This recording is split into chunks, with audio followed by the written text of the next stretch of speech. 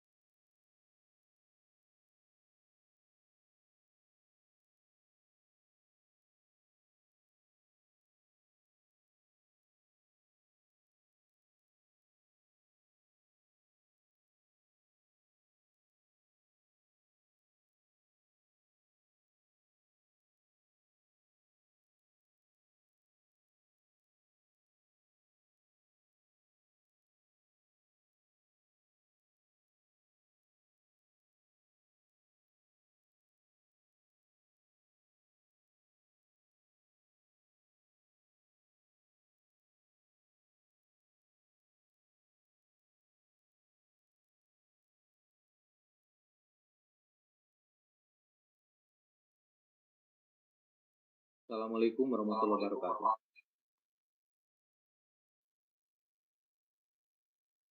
Waalaikumsalam. Waalaikumsalam. Terima kasih banyak semuanya ya.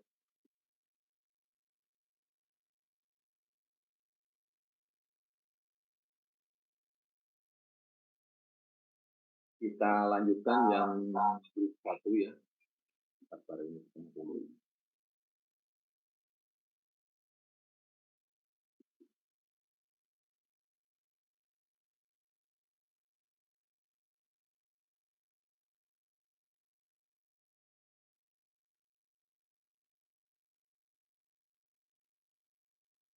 Oke.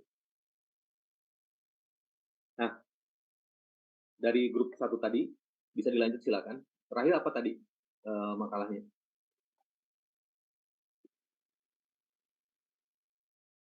Terakhir ngebahas itu Pak yang alinyemen vertikal, tapi udah selesai. Sudah ya, terakhir itu ya untuk yang Iya, nah, oke, aman Pak. oke, aman. Hanya sekali lagi bioteknik itu adalah kajian memang di luar saya dan kita tidak saling menunggu ya, karena bagaimanapun pula data sekunder kalau ada no problem ya. Apakah data sekunder bisa didapat? Dapat. Hanya barangkali ini kemampuan lobby Anda ya. Karena kalau basisnya adalah googling itu biasanya more than 3 years ya, lebih daripada 2 atau 3 tahun. Nah, ini dibuktikan dan hampir sekarang 80-70% lah.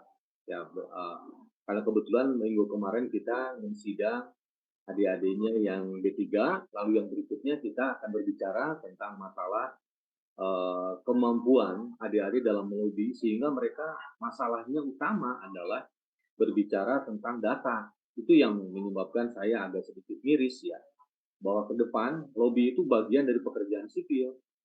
Mereka sampai tidak tahu bagaimana cara mendapatkan. Ya tidak boleh direct ya, Pak saya minta data CBR untuk KP ini ya, kerja praktek.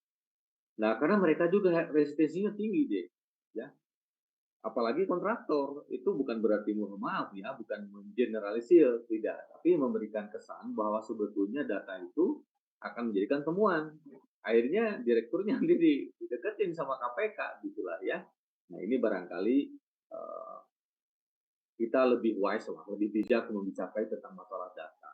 Nah, sehingga seperti yang saya akan ke Anda, bahwa sebetulnya kalau kita berbicara masalah video tekniknya, itu berbicara masalah yang hidden data, yang notabene keberhasilan kita melobi teman-teman atau rekan-rekan kerja kita itu adalah keberhasilan kita. Itu ya. Lalu yang kedua, data geoteknik itu bukan berarti bahwa eh, directly bisa digunakan dengan apa yang ada ya. Artinya Anda tidak ada sebagai second opinion-nya, bukan ya. Contohnya misalnya di daerah Anda ini apakah tetangganya pernah menemukan yang sama, itu bisa digunakan sampai sejauh mana. Nah, sini akan berbicara masalah, artinya tetangganya itu adalah mungkin berjarak hanya 10 meter, 20 meter, pernah menggunakan data yang lama. Itu bukan berarti tidak bisa, useless ya, tidak bisa digunakan. Tapi tetap hanya barangkali pendekatan engineering teknisnya itu harus lebih ketat. Ya. Jadi penggunaan data sekunder itu bukan berarti dilarang, bukan sama sekali ya. Sebentar.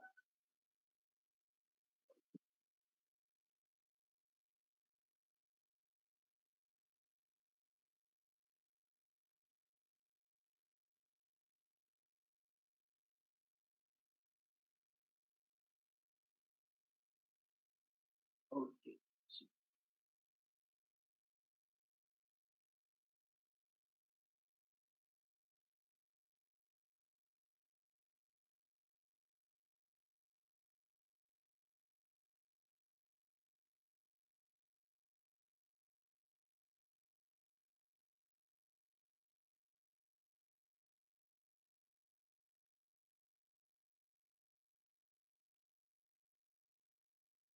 Sorry. Oke. Nah, jadi berbicara masalah, suaranya bisa dengar ya? Bisa, Pak. Oke. Nah, berbicara masalah data sekunder itu tidak terlepas dari keberhasilan kita di dalam negosiasi atau lobby dengan diantara Anda dengan ya, itu sebabnya ya. Jadi saya tidak akan ngurusi atau merecoki tentang geoteknik, tapi kehati-hatian kita karena dengan geoteknik yang salah itu menyebabkan dampaknya kemana-mana ya. Elemen vertikalnya berubah, elemen horizontalnya berubah, lalu pembebasan lahannya juga akan berubah ya. Contoh yang sangat kalau istilah saya itu apa ya, embarrassing ya, memalukan, berarti kekurangan data sih. Contohnya adalah pekerjaan MRT 2 seperti yang saya tanya kemarin, itu kan sekarang tersendat ternyata bukan masalah teknis ya, tapi kelengkapan data dalam mengeksekusi ya. Nah ternyata setelah berjalan kurang lebih sekitar 2-3 kilometer dengan kedalaman 5 meter, ditemukan artefak-artefak atau terakota, istilahnya orang itu adalah, jadi sisa-sisa kumpulan-kumpulan old construction di jalur yang mereka sekarang kerjakan MRT 2 antara Jambi dengan uh, Kota Lama Jakarta. Nah ini memberikan kesan bahwa apa mereka tidak konsultasi dengan orang-orang geologi, bahwa di situ ada apa, kota tua begitu dan sebagainya, yang nilainya lebih besar daripada proyek MRT sendiri, baik dari sisi ekonomi maupun daripada ketahanan. Karena dengan kita menggali itu kan, waduh, macam-macam lah. Oke, utilitas sudah habis, tapi ya itulah artifact-artifact itu yang nilainya sebetulnya lebih besar daripada proyek MRT sendiri. Jadi hati-hati sekali itu. Oke. Grup 1 ada lagi pertanyaan, silakan. Sejauh ini belum ada pertanyaan, Pak. Oh, silakan. Belum ada. Hana, belum ada, Pak. Belum ada, oke. Yang lainnya, rekan-rekan Hana di grup 1? Dari saya juga belum ada, Pak. Oke. Bentar ya.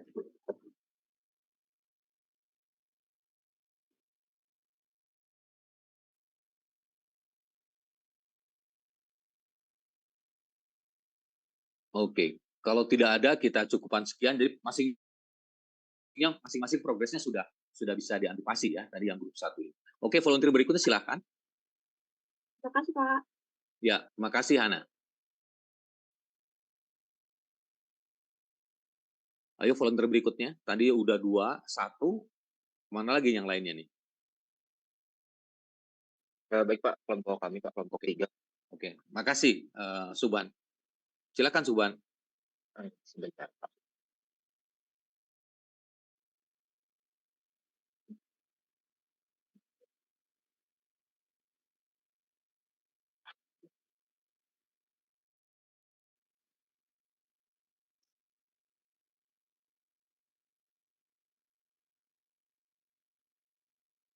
apakah sudah ada, Pak? Sudah. Bagus, Tuhan, bagus. Oke, dilanjut, Han. Oh iya, Pak. Untuk kemarin, Pak, Mhm. setelah direvisi sebelumnya itu tikungan kita itu cuma satu Iya. dari panjang 5 kilo. Mhm. Kemudian kita ditambahkan menjadi 3 Pak, ditambah 2 dikarenakan, eee, setelah kemarin dapat insight dari Bapak kan maksimal itu jarak jarak Belokan kejut. untuk lurus itu maksimal 2 kilo ya, Pak? Sebetulnya 1,8 ya, 1,8, 2 kilo. Sebetulnya range-nya bagusnya sih di lebih kecilkan gitulah ya.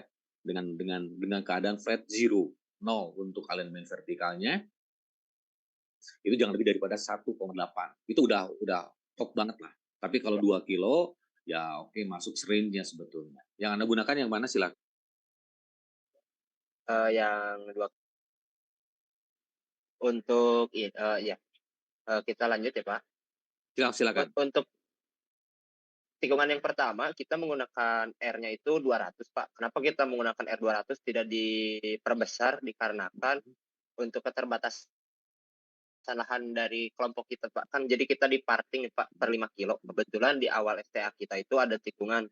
Jadi kita Mhm. menggunakan yang 200, setelah kita mencoba untuk menggunakan yang 300 atau 500 itu nggak masuk, Pak, karena mungkin jarak dari titik PI ke STA awalnya itu terlalu dekat, Pak.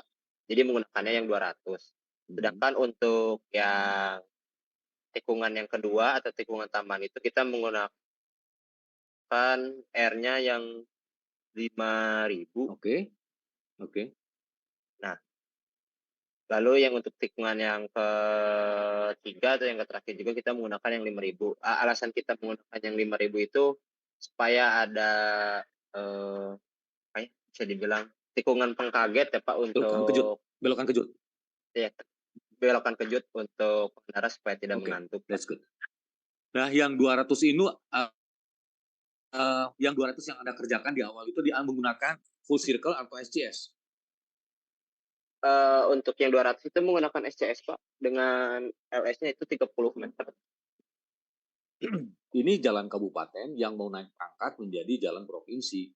Bagusnya di Ya, situ biar ada kita modal awal, menggunakan full circle deh. Menggunakan full circle ya. Karena iya, Pak. lahannya betul-betul bebas di sini saya lihat nih. Iya, Pak. Perkebunan segala macam. Jadi Jadi sebenarnya jangan pakai SCS ya, alasan menggunakan SCS itu karena keterbatasan lahan kita gitu, lahan. lahan dari kelompok kita maksudnya, Pak. Kalau misalkan digabungkan dengan kelompok sebelumnya Mhm. atau kelompok 2 nih, dari kelompok Kang Apip, sebenarnya bisa, Pak, dijadikan full circle. Cuman Mhm. kita akan ambil bagian jalan dari kelompok lain gitu, Pak. Karena di Oh, awal kan kita udah dibagi ini nih. awal project Anda nih?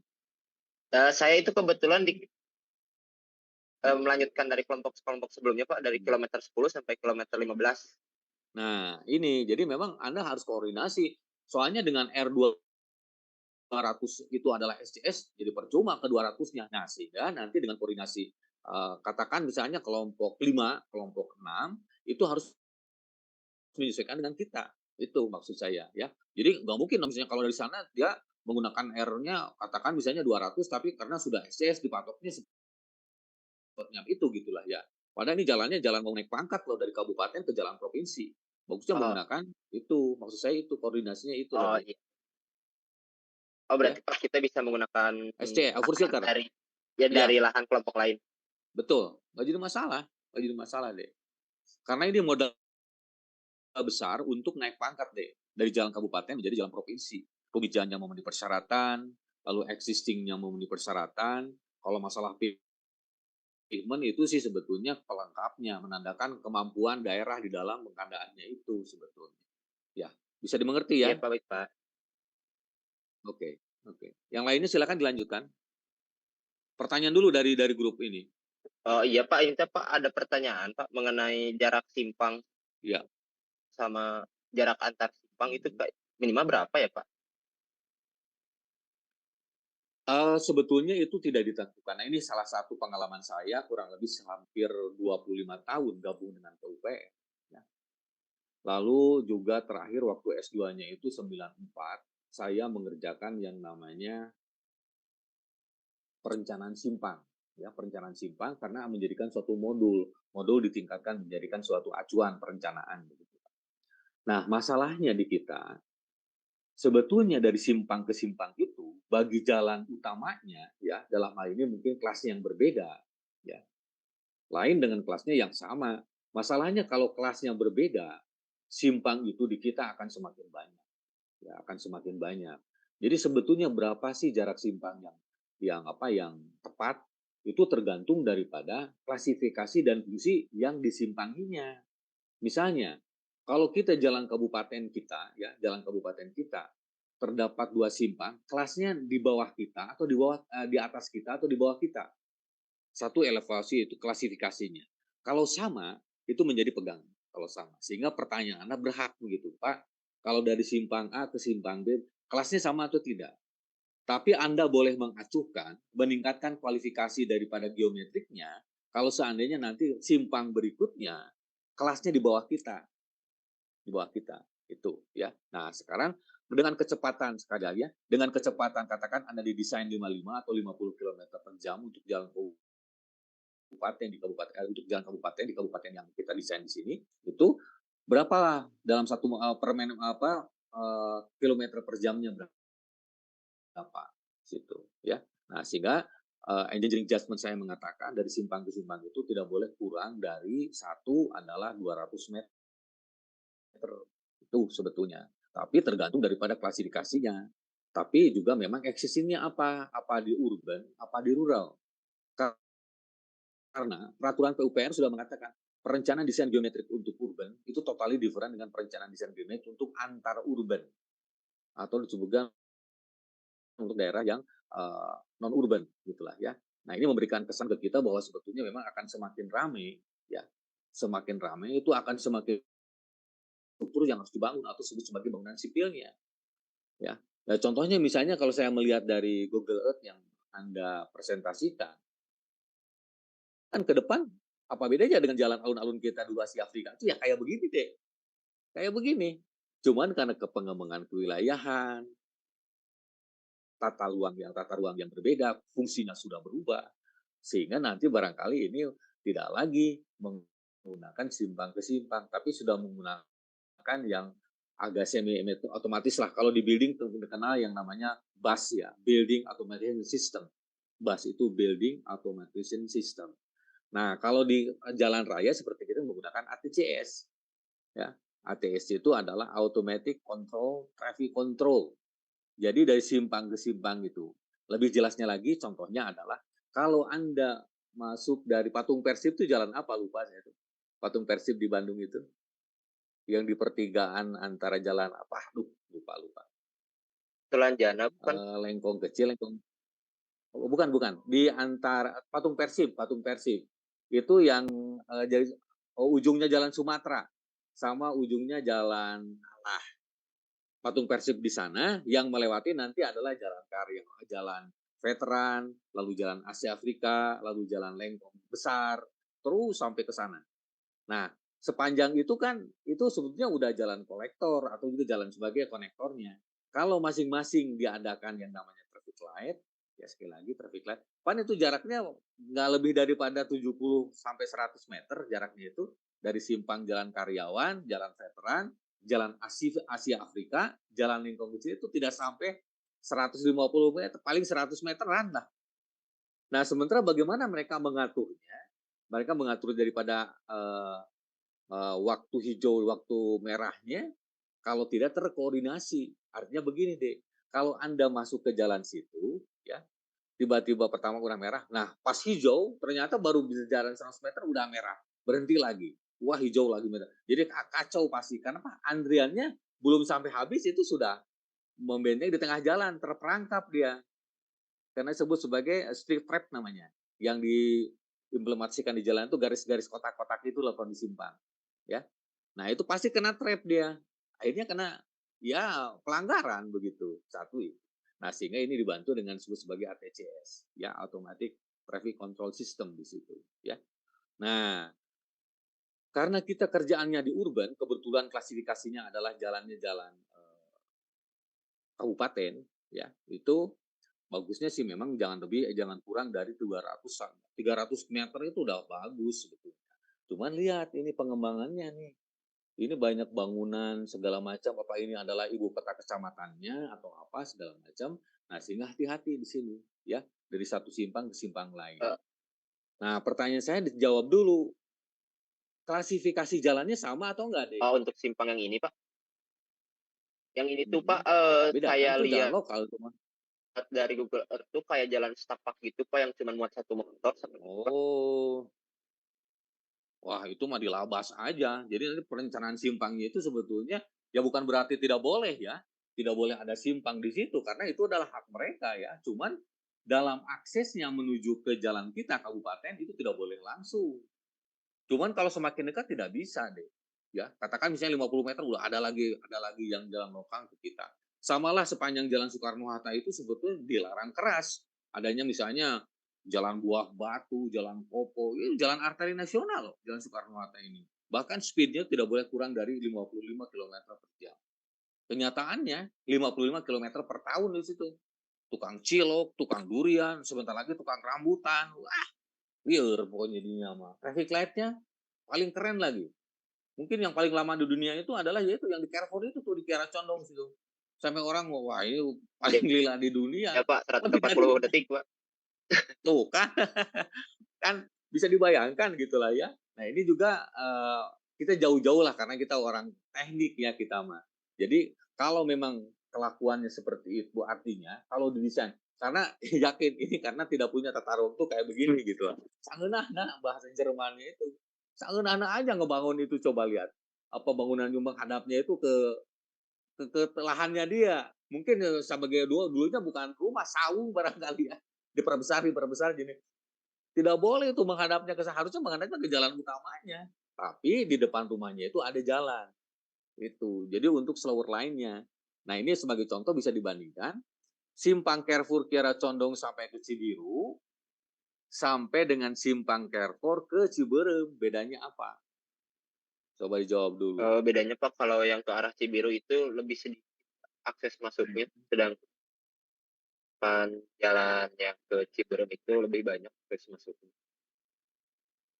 Nah, bukan itu sebetulnya pertanyaan saya ya. Maksudnya jawabannya itu bukan begitu. Pertanyaan itu dari sisinya ya. Dari sisi kita potongan sampingnya. Kan itu dibedakan antara yang slower line, yang true line, jadi yang fast line, yang kecepatannya agak tinggi, dengan median yang ya, boleh katakan mending lah ada mediannya gitulah ya. Walaupun tidak seberapa besar, tapi ada dipisahkan, jalur terpisah di situ mediannya itu ya. Beda yang dari Carrefour sampai ke Ciberem. Nah, karena tidak ada mediannya, ya, tidak ada mediannya, bukan tidak ada median, tidak tersegregasi antara yang fast lane, kecepatan tinggi dan rendahnya, dipasukan. Jadi mix traffic di situ. Jadi antara angkot bis kota dalam jalur yang sama ke arah Ciberem misalnya, dengan dari Cibiru ke Ciberem, Cibiru, beda kan? Ya, betul. Nah, ini menyebabkan handicap daripada top speednya tidak akan tercapai. Karena segregasi yang memang sebetulnya sudah bukan tempatnya di situ. Itu maksud saya. Ya, jadi harusnya dipisahkan antara yang true line, yang memang betul-betul langsung dari simpang Carrefour menuju Cibiru kan jalannya lain. Cuma diinterupsi, diganggu sama U-turn yang arah yang mau misalnya ke Margahayu Raya, ke arah metro, dan lain sebagainya. Itu sebetulnya kita desain bukan seperti itu, karena saya terlibat dalam itu. Justru malah harus ngolong. Ngolong itu dibuat semacam dia underpass yang untuk U-turn-nya. Sama seperti Anda, kalau dari Jalan Gatot Subroto Jakarta, sementara Anda menggunakan Jalan Gatot Subroto sebagai exit-nya untuk Jalan Jakarta, ya karena Anda dari Bandung menggunakan MBZ, lalu juga tol dalam kota, padahal tinggal Anda itu adalah di daerah Tebet misalnya. Ya, Tebet itu setelah bukan Pancoran. Tebet itu sebelum Pancoran, patung Pancoran. Di situ ada markas Museum TNI Angkatan Udara sebelum itu, atau setelah Menara Saidah, Menara Pizzanya Indonesia. Tapi pizzanya beda banget ya. Kalau di PCI yang di Itali itu benar-benar PCI mah pika sebelen begitulah ya. Gedung gede kayak begitu mau runtuh tapi enggak, isinya sekarang kan dikosongin karena tidak terima dalam serah terima. Ya bagi orang sipil kelihatan miring, kalau bukan orang sipil mah susah deh miringnya, di mana Pak Asep miringnya? Berarti tidak belajar ilmu ukur tanah ya sama. Patokannya apa dulu gitulah ya. Kan udah menjadi rahasia umum itu kesalahan geoteknik di situ. Jadi bangunannya begitu gede, masanya begitu tinggi, akhirnya miring begitu. Yang ngisinya juga jadi liar, ya. Isinya sekarang juragan semua di situ, juri rada ganteng di situ, nggak kelihatan gitulah ya di situ. Nah kembali ke permasalahan kita, jadi sebetulnya memang ya perbedaan sebagai contoh di sini bahwa bagaimana kita mensiasati di dalam pola tata ruangnya juga itu sebetulnya. Jadi benar kalau orang bilang bahwa sebenarnya ujung tombak pembangunan itu ada orang planologi, bukan orang teknik sipil. Karena mereka yang memetakan di sini pasar, di sini pusat keramaian segala macam. Yang terjadi seperti yang kita alami di Soekarno-Hatta.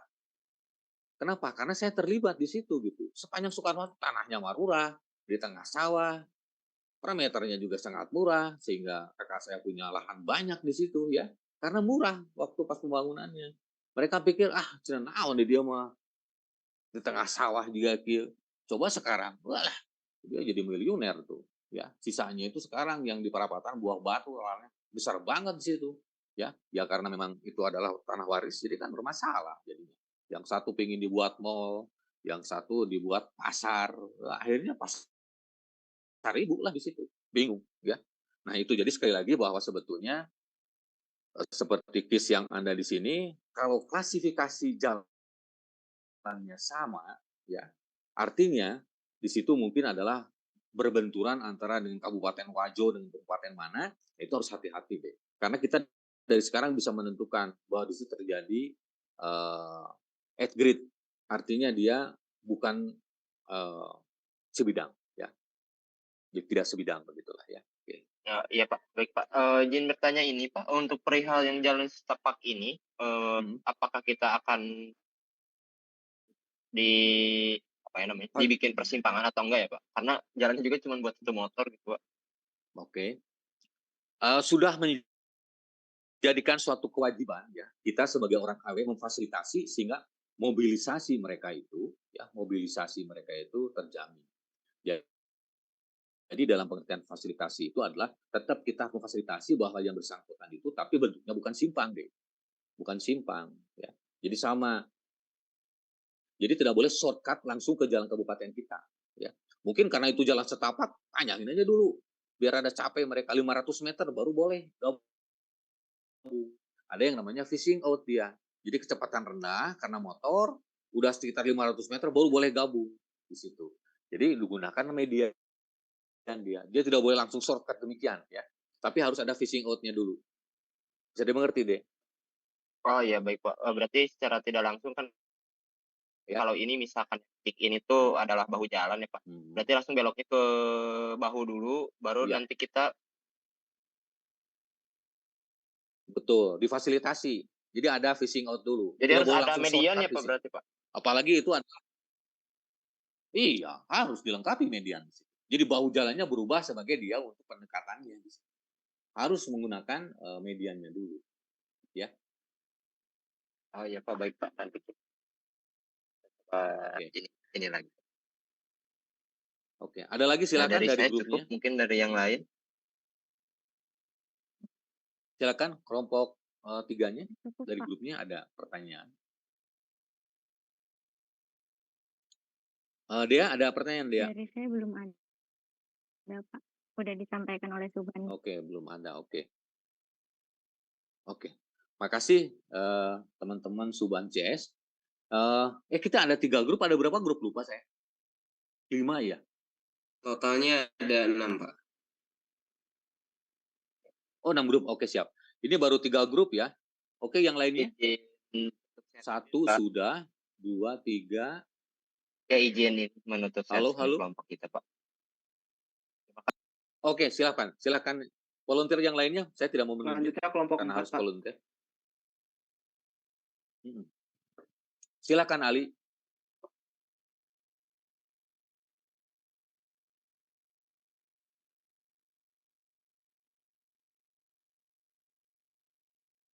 sebentar.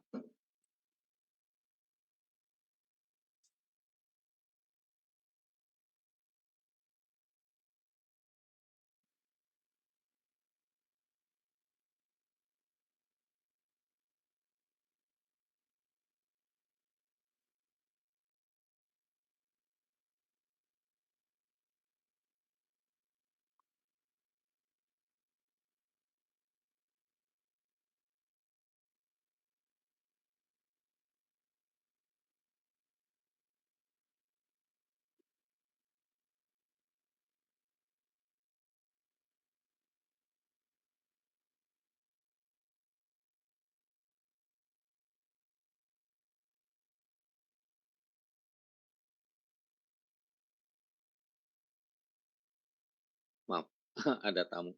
Baik, Pak. Silakan, Li. Ya, saya lanjutkan, untuk kelompok 4 sendiri, Hmm.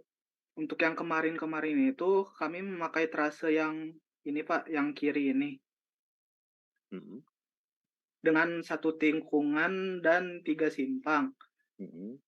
Tapi setelah, ada pertimbangan terkait dengan topografinya, Iya. Pak, ternyata yang ini lebih banyak melewati kontur yang rapat. Hmm. Oleh karena itu kami membuat alternatif yang baru Bagus. dengan melewati kontur yang, lebih renggang, Pak. Oke.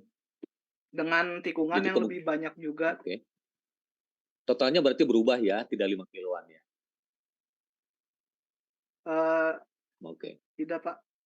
5 kilo lebih Oke, no 100 problem. meter, Pak.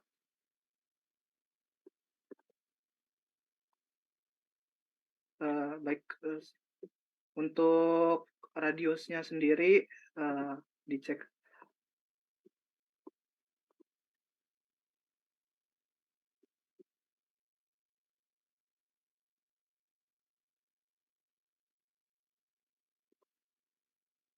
Nah, ini untuk radiusnya sendiri yang, tikungan yang pertama ini radiusnya 450. Bagus. Terus yang ini juga 1000. Dan yang terakhir ini 400. Kenapa, kami memilih yang 1000 di sini? Soalnya, jika diperbesar lagi nanti akan melewati, kan nanti akan dibangun di sini, Kontur rapat di ada situ? kontur sungai, Pak. Oke. Kontur sungai ini tuh, Mhm. Pak. Jadi kalau misalkan, dibuat radius yang lebih, besar lagi nanti, akan sulit untuk pekerjaan jembatannya, Pak, jadi tidak lurus. Karena memang saya potong dulu sebentar. Jadi, Nah, hati-hati ya, di Pak. dalam mengambil elemen horizontal, seperti yang rekan-rekan Anda, Muhammad Ali ini bicarakan. Nah, memang bukan dilematis ya, karena bagaimana pula sebaik-baiknya, ada pesan dari orang struktur. Kalau berpotongan dengan sungai itu, bagusnya seperti simpang, 90 derajat. Kenapa? Karena di dalam menghitung gelagar utamanya, panjang jembatan yang paling optimum itu adalah tetap yang 90 derajat, betul nggak? Kan masuk akal ya. Kalau Ya, misalnya begini dia, katakan ini jembatannya ya, itu kan barangkali X meter. Gini dia udah tangan alfanya udah beda lagi di sipet tangannya. Jadi panjang ininya akan berbeda ya. Apalagi semakin ke demikian.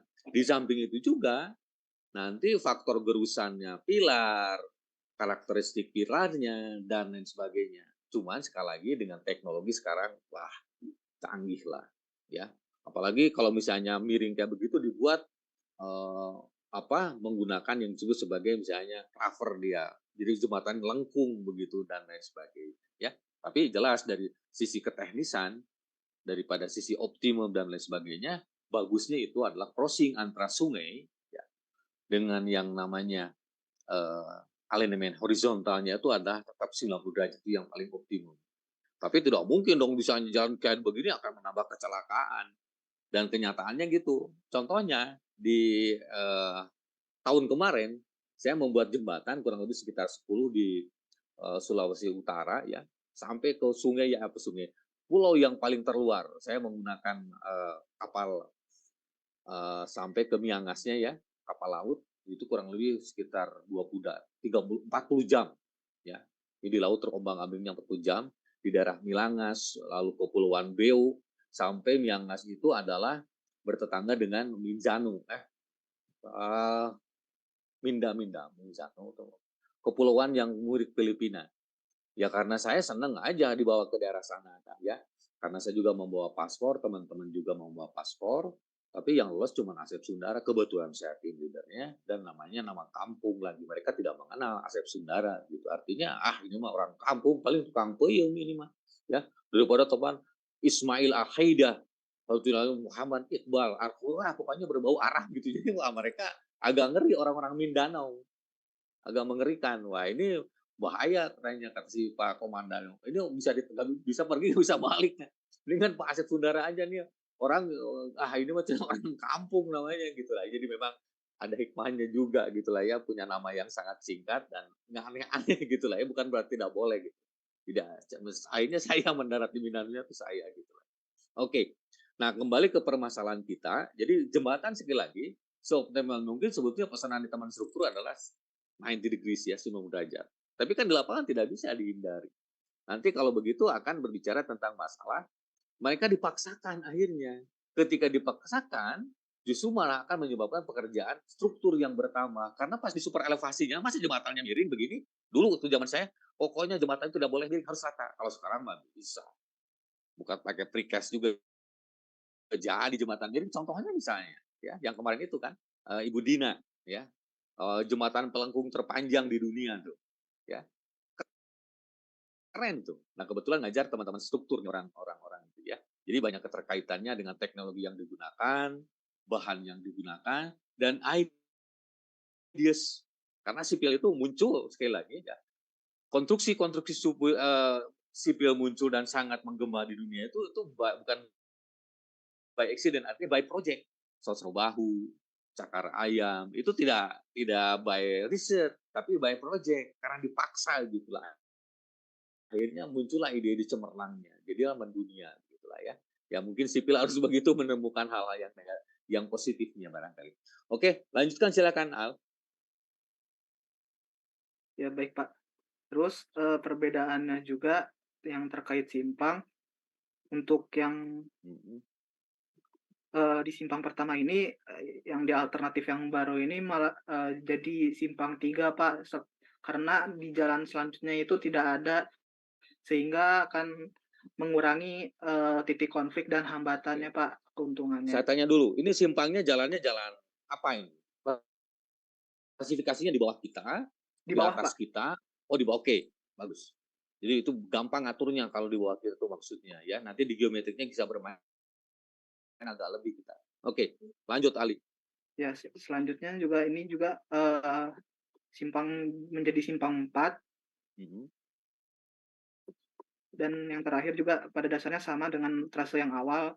Dengan pengaturannya itu stop Pak, pengaturan stop di minor. Di minornya ya. Oke. Dan yang terakhir yang trase alternatif awal itu tadinya kan akhirnya itu 19 plus 900 karena 100-nya itu di kelompok selanjutnya Pak meminjam untuk tikungan.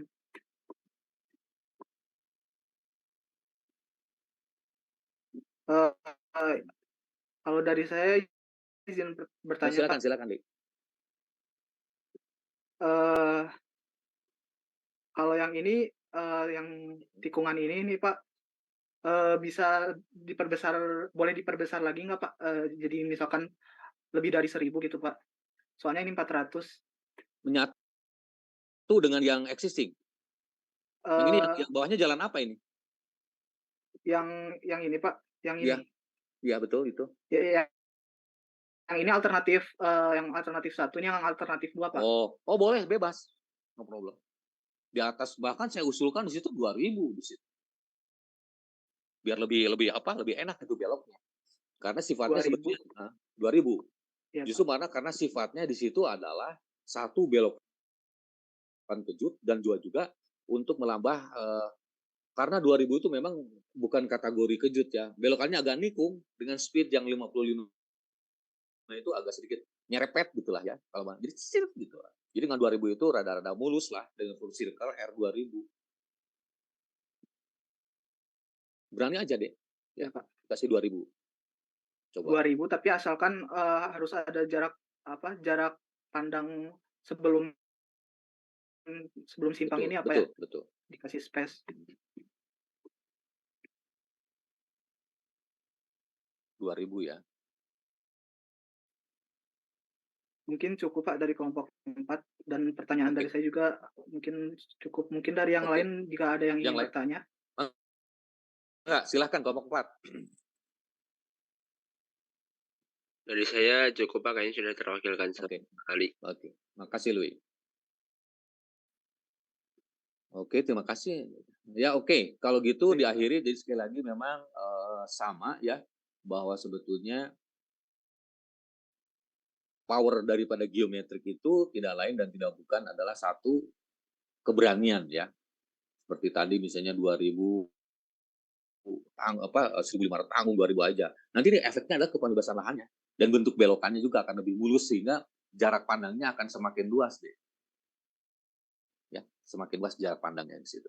Oke, next barangkali 5 ya. Izin stop share screen. Siap. Izin share screen. Siap kan Aldi? Apa sudah terlihat Pak? Sudah. Di zoom aja ya biar agak jelas. Untuk kelompok 5 Pak, waktu itu tuh yang di ininya tuh radius dari ininya asalnya 130 Pak. Sekarang jadi 300 Pak. 300. Ya. Seperti ini Pak. Untuk terus ini simpangnya Pak. Untuk simpang itu. Iya. Ini simpangnya tidak bersinyal Pak. Jadi di stop di yang minornya Pak.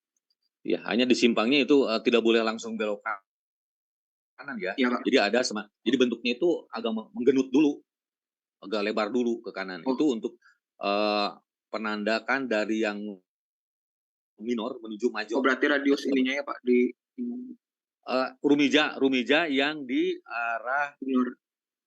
mayornya itu besar di situ. Kurang lebih 50 meter yang arah kanan dan kirinya itu besar. Ya. Oh, ya baik Pak. Dibesarkan di situ. Terus kemudian ini tikungan yang keduanya Pak sama 300. Dan ini persimpangannya Pak sama stop. Oke. Nah, ini klasifikasinya sama nggak, Dek? Beda Pak, kalau yang minornya itu di bawah dari yang rencana kita Pak. Nah, jadi sekali lagi ya, secara general buat adik-adik semuanya, persimpangan antara major dan minor itu di majornya itu sebelum ada di simpangnya itu harus dilebarkan dulu, ya, karena tidak boleh langsung shortcut seperti ini, walaupun sudah full stop. Ya, sekali lagi full stop. Kalau pas full stop, dia masuknya ke kiri, ke atas atau ke bawah, itu harus difasilitasi, ya, minimum 50 meter dulu dia sejajar arah dia. Nah, sehingga seperti yang bagus nih ada arah tujuannya misalnya ke arah utara itu kemana, selatan itu kemana. Jadi 50 meter dia harus sejajar dulu dengan jalur utamanya, baru dia masuk. Jadi ada median. Bisa mengerti ya? Oh, jadi yang mediannya tuh ntar di yang mayor ya Pak? Di major, bukan di minor. Jadi jangan sampai dia langsung yang di arah minornya itu motong untuk yang mayor karena kecepatan juga beda ya. Yang minor itu pasti lebih kecil daripada yang major. Bisa ketabrak soalnya. Supaya izin bertanya, apa kalau dari jarak tikungan ke simpang itu ada ininya nggak ketentuannya? Berapa persyaratan meter? Ada. Nah, tergantung klasifikasi fungsi jalannya. Ya, tergantung klasifikasi dan fungsi jalannya di situ ya. Jadi misalnya pertanyaan berapa jarak dari tikungan ke simpang itu Pak? Maksudnya tikungan ke tikungan atau simpang ke ini simpang? udah tikungan nih Pak. Terus simpang. Oke. Oh, jarak tangannya ya? Jarak tangannya. Betul. Nah, itu yang memang di peraturan tidak ada, tapi saya senangnya itu 50 meter. Kan lumayan 5 mobil lah ya. Ya. Karena kalau itu berbicara tentang masalah efek super elevasinya. Kalau dia sampai triple S misalnya belok kiri dan belok kanan, super elevasinya pasti akan diikuti. Walaupun tidak 10% ya, tidak 10%. Dengan jarak 5 mobil itu ada speed-nya bisa diatur di situ sebetulnya. Oke, baik. Itu pendekatan teknis ya di lapangan untuk jalan kabupaten sekali lagi. Baik. Untuk dari kelompok 5 tuh cuman segitu aja kok, cuman radius aja. Di radius aja ya. Udah Ya. diperbaiki? Udah Pak, ini jadi 300, asalkan 130, 150 Oke. Dari kami, Oke. dari kelompok 5 cukup Pak. Baik, terima kasih grup 5. Izin stop share screen. Oke, mangga.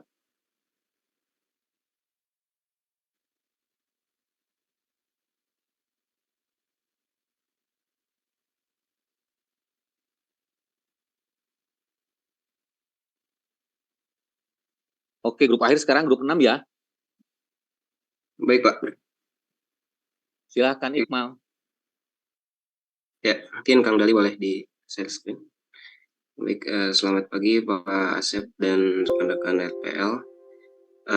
Kami dari kelompok 6 ya Pak, beranggotakan saya Iqmal, kemudian ada Kang Dali, Kang Andar, Kang Aldo, dan Kang Aldila. Nah, sebenarnya yang menjadi concern Pak dari segmen kelompok 6 ini, kemarin banyak revisi di bagian tikungan. Coba lihat di tikungan dulu, Kang.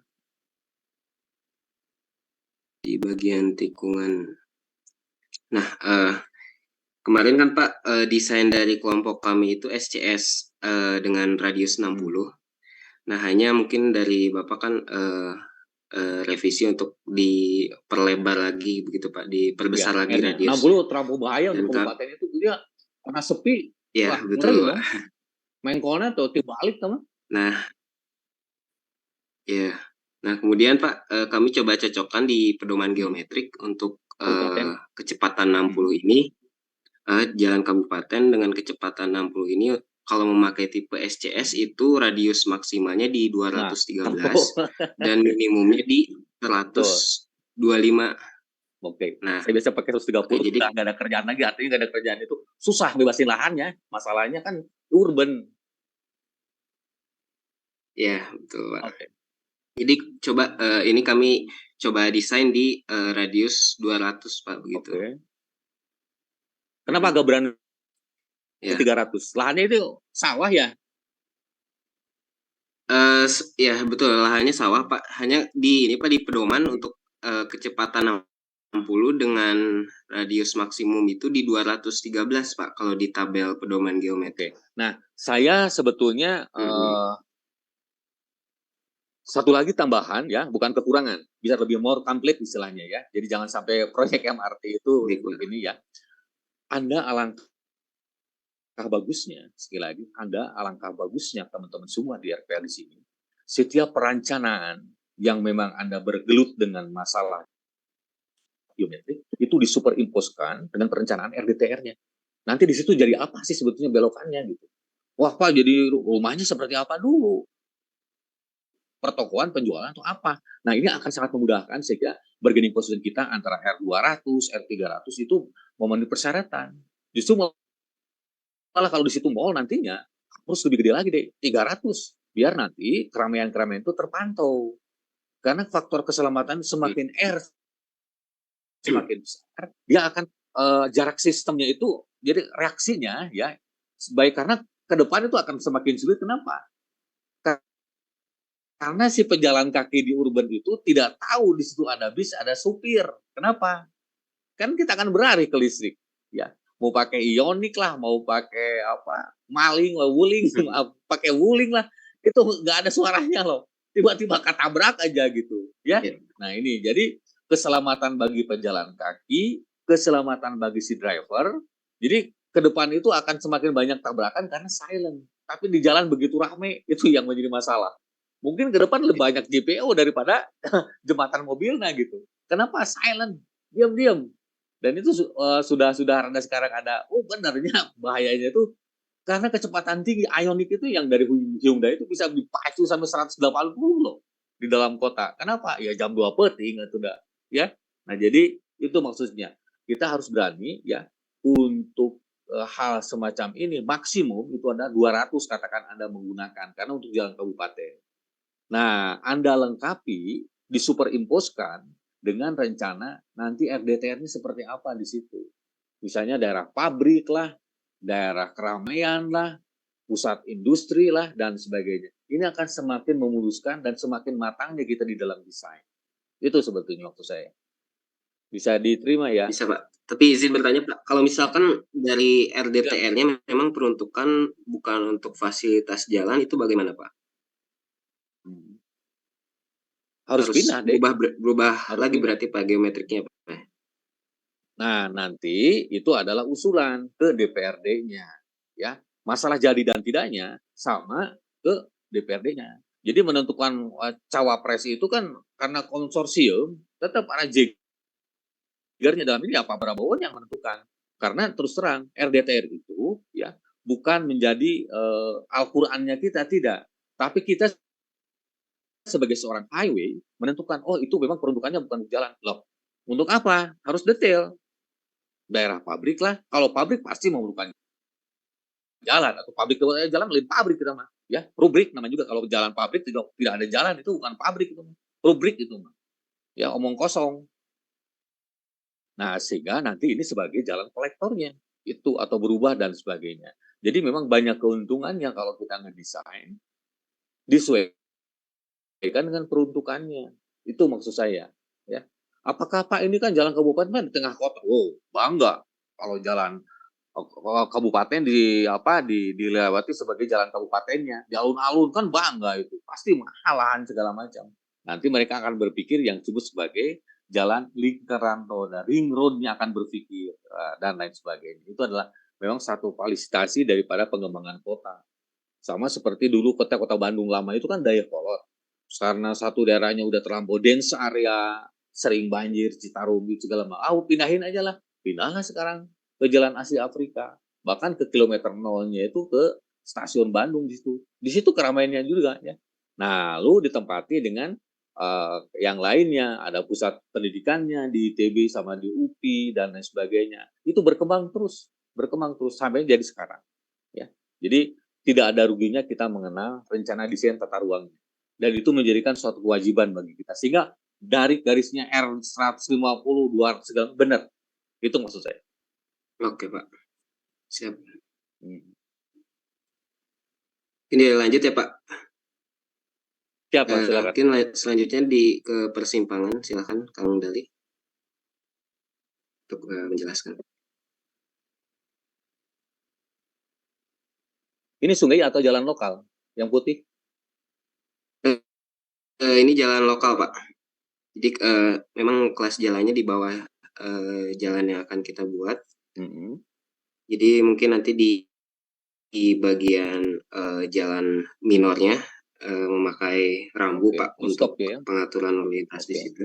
Karena melihat jalan eksisinya memang cukup sepi juga Pak. Jadi belum dibutuhkan seperti lampu lalu lintas atau simpang bersinyal gitu. Jadi masih memakai rambu begitu Pak. Oke, bagus.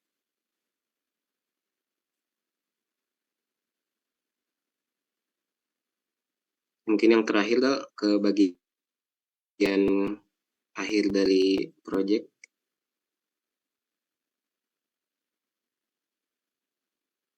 Nah, ini di bagian akhir proyek kita Pak. Jadi sesuai dengan kesepakatan yang di awal, ini connecting ke jalan existing. Ini menyambungkan desa ke desa Pak. Oke. Jadi memang masih dari desain jalan yang akan kita buat, jalan existing masih ini akhir proyek ya? Jalan minor. Ini akhir proyek ya? Ya betul Pak, akhir proyek. Jadi connecting ke jalan existing dari yang sudah ada gitu. Nah, ini tentunya dengan klasifikasi yang sama ya. Karena nggak mungkin jalan kabupaten dengan jalan lokal atau kolektor. Harusnya jalan kabupaten juga gitu. Kalau dilihat sih Pak, ini tuh tadi tuh saya cek jalan namanya tuh Jalan Bola Pelu. ini masih eh, eh, status jalannya jalan desa, Pak. Cuman kami perlu ini lagi sih meriset lagi status jalan atau klasifikasi jalan existing ini seperti apa sehingga kami bisa mendesain Ya, simpang betul. Maksud saya itu ya, mungkin di dia akhir non project. status, nah sehingga kita dialas aja kalau gitu. Jadi seolah-olah itu adalah jalan kabupaten, new kabupaten bro. Karena nanti akan didesain. Sama seperti saya yang minggu lalu kan kita kalah bidding dengan teman-teman di Utama Karya. Kita untuk exitnya Palembang itu jadi Junction Palembang namanya. Kita sudah 3 tahun yang lalu mendesain. Jadi pas ketika saya presentasi, mereka loh datanya ada, kata saya punya data. Kebetulan saya tim leadernya untuk masalah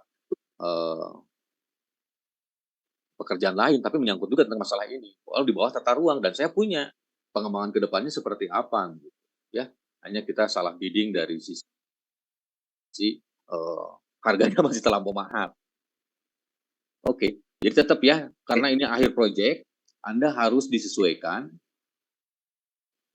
Setelah terakhir kita sebagai seorang highway dialas aja deh. Ya artinya nanti ini jalan kabupaten itu, dan rada aneh ya kalau akhir dari jalan kabupaten itu di lokal, ya itu rada aneh lah. Ya minimal yang sejajar sekelas setara ya, betul. Yang lebih bagus lagi dengan jalan provinsi sebetulnya. Nah ini memberikan aksesibilitas. Nah kita ngedesain untuk dialas sebagai jalan kabupaten itu akan sangat bagus kalau kita tahu sebenarnya di ujung jalan itu aya naon gitu lah. Jadi bukan seperti jalan kereta api. Oke lah, Halim Tegaluar 40 menit di Tegaluar naon belum jadi sarana infrastruktur, jadi apa menarik ya? Akhirnya pada turun di Padalarang semua kan sekarang. Ya. Kayaknya bangga kalau kita ke Tegaluar, naon di dinya mah. Ya paling Sumarekon doang, ya.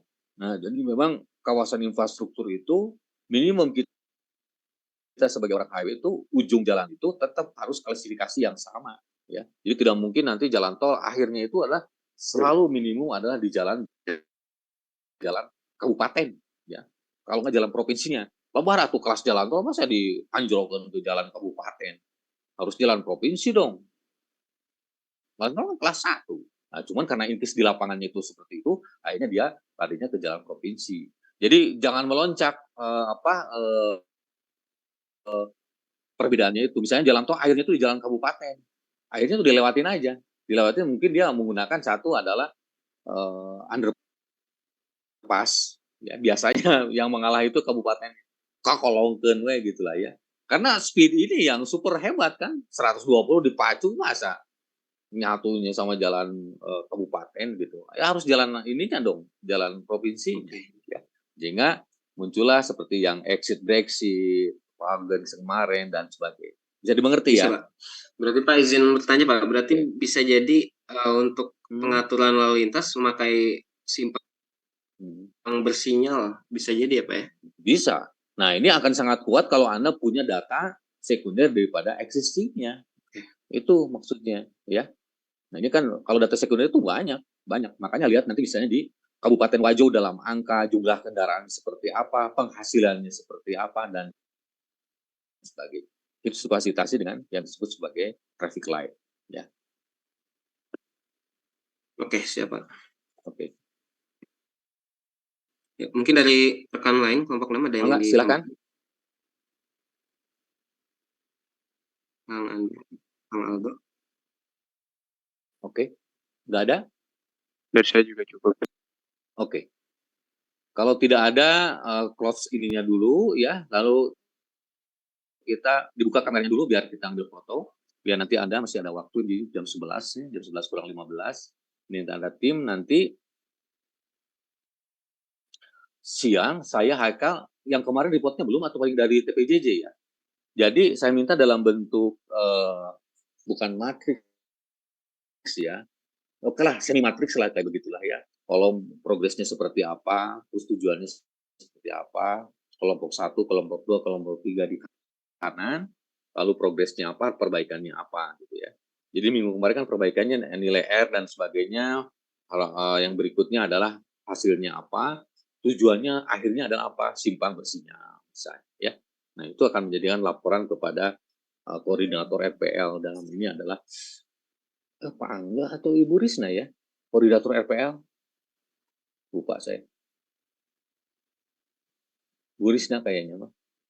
Oke, silakan on cam-nya dulu dibuka biar saya bisa laporan ke pusat. Nah, ini bukan berarti akhir ya. Nanti saya akan stay di ruangan saya, hanya silakan menggunakan WhatsApp saja, termasuk aturan apa. Saya aturannya belum jelas masalahnya, mungkin akan saya search ya. Atau di belakang saya ini banyak buku-buku yang international scale dan lain sebagainya. Ini memberikan hal yang bagus bagi Anda di RPL. Haikal? Ya, Oke. Aldila, halo. Hadir, Pak. On cam-nya rusak nih. Rusak nggak kameranya? Kita buka dulu. Oke. Bismillahirrahmanirrahim. 1, 2, 3.